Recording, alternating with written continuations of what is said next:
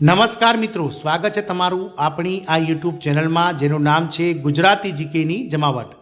આજના વિડીયોમાં આપણે વાત કરવા જઈ રહ્યા છીએ મિત્રો EPS 95 પેન્શન અંતર્ગત પેન્શન મેળવતા 78 લાખ જેટલા કર્મચારીઓ કે જેવા ઘણા લાંબા સમયથી સરકાર સમક્ષ જે છે તે મિત્રો પોતાની પડતર માંગણીઓને લઈ અને વિવિધ પ્રદર્શનો અને આંદોલનો કરી રહ્યા છે, પરંતુ સરકાર દ્વારા આ કર્મચારીઓને જે છે તે મિત્રો અન્યાય હંમેશા થતો રહ્યો છે। આ વખતના બજેટમાં મિત્રો બજેટ પહેલાં EPS 95 પેન્શનના જે હોદ્દેદારો છે કર્મચારી યુનિયનના તે પેન્શનર્સોના હોદ્દેદારો જે છે તે સરકારને મળ્યા હતા। વડાપ્રધાન અને નાણાપ્રધાન તેમજ નાણાં સચિવ સાથે તેમણે મુલાકાત કરી હતી અને ઘણા લાંબા સમયથી જે હાયર પેન્શન અને ન્યૂનતમ પેન્શન EPS 95 પેન્શનર્સોને ચૂકવવામાં નથી આવતું અને મોંઘવારી ભથ્થામાં જે છે તે જીવન નિર્વાહ ચલાવો EPS 95 પેન્શન ધારકો માટે ખૂબ જ મિત્રો વિકટ બની ગયું છે, શક્ય નથી।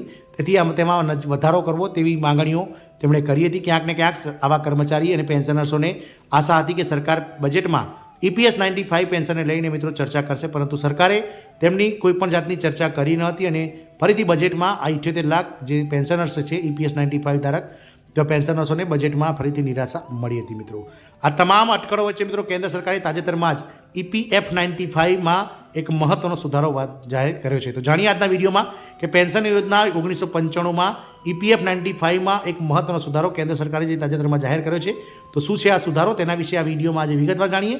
તો વિડીયોના અંત સુધી આપ બના રહો અને જો ચેનલમાં તમે નવા હો તો અમારી ચેનલને મિત્રો તમે સબસ્ક્રાઇબ કરો, બાજુમાં રહેલું બેલ આઇકોન દબાવી ઓલ નોટિફિકેશન ઓન કરો, જેથી કરીને ચેનલ પર મૂકવામાં આવતા વિવિધ ભરતીઓના નોટિફિકેશન, વિવિધ ભરતીઓના પરિણામ, જીકેના વિડીયો અને સરકારી કર્મચારી પેન્શનર્સ યોજનાને લગતા પરિપત્રો તમને સરળતાથી ચેનલના માધ્યમથી ઉપલબ્ધ થઈ જાય। તો મિત્રો આપ સૌ જાણો છો તે પ્રમાણે EPF 95 પેન્શનમાં સરકાર દ્વારા જે છે તે મિત્રો તાજેતરમાં મહત્વનો સુધારો કરવામાં આવ્યો હતો।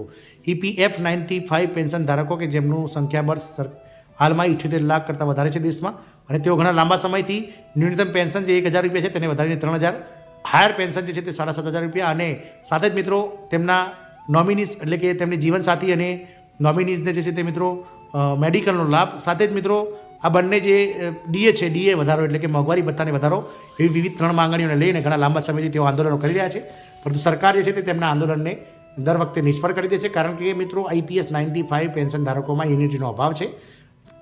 કેટલાક ઘણા ઘાટા જે જાગૃત EPS 95 પેન્શન ધારકો છે તે જ આ પેન્શન જે આંદોલન ચાલી રહ્યું છે તેમાં મિત્રો ભાગ લે છે અને સરકાર પણ મિત્રો આવા કર્મચારીઓથી જે છે તે મિત્રો ડરતી નથી અને કોઈપણ જાતનો વધારો જાહેર કરતી નથી। પેન્શન યોજના 1995માં સુધારો કરવામાં આવે છે। તાજેતરમાં કેન્દ્ર સરકારે જે છે તે EPF 95માં એક મહત્વનો સુધારો જાહેર કર્યો છે, જે મુજબ હવેથી કોઈપણ કર્મચારીએ પેન્શન ફંડમાં 6 મહિનાનો ફાળો ભરેલો હશે તો પણ તે યોજનામાંથી સ્વૈચ્છિક રીતે છૂટો થઈ જ શકશે। આવા કર્મચારીઓ પેન્શન ફાળો તેના પ્રોવિડન્ટ ફંડના ખાતામાં જમા અપાશે। અગાઉ 10 વર્ષ પછી પેન્શન યોજનામાંથી છૂટા થવાની જોગવાઈ હતી, જેને હવે 6 મહિનાનો સમયગાળો કરી દેવામાં આવે છે। એટલે કે કોઈપણ કર્મચારી 6 મહિના કરતાં વધારે નોકરી કરે છે અને પોતાનું કોન્ટ્રીબ્યુશન PFમાં આપે છે તો તે નિવૃત્તિ 6 મહિના પછી સ્વૈચ્છિક રીતે મિત્રો તેમાંથી નીકળી શકે છે અને બંને પૈસા એટલે કે EPF અને EPS પેન્શન અને મિત્રો જે ખાતાધારકના છે બંને પૈસા તેને તેના ખાતામાં પ્રોવિડન્ટ ફંડના ખાતામાં જમા મળશે, જે પહેલાં 10 વર્ષનો કોમ્યુટેશન પિરિયડ હતો। મિત્રો હાલમાં પેન્શનરના અવસાન બાદ તેના પત્નીને અડધું પેન્શન ચૂકવાય છે અને પત્નીના અવસાન બાદ પેન્શન ફંડની રકમ વારસદારને પરત અપાય છે। ચાલુ પેન્શનરને પણ યોજનામાંથી છૂટા થવાની જોગવાઈ હોવી જોઈએ તેવું કર્મચારીઓ ઈચ્છી રહ્યા છે। એટલે કે જે કર્મચારીઓ હાલમાં ચાલુ છે EPS 95માં તેમને પણ મિત્રો પેન્શનમાંથી છૂટા થવાની જોગવાઈ હોવી જોઈએ અને જે બાકી સરકાર સમક્ષ જે બાકી 40% રકમ સરકાર જે રાખી રહી છે પેન્શન આપવા માટે તે રકમ જે કર્મચારીઓને તાત્કાલિક મળી જાય તેવું હાલમાં કર્મચારીઓ ઈચ્છી રહ્યા છે। આશા રાખીશું કે EPS 95 પેન્શનરો માટે આ એક મહત્વના સમાચાર હશે। જય હિન્દ, અસ્તુ।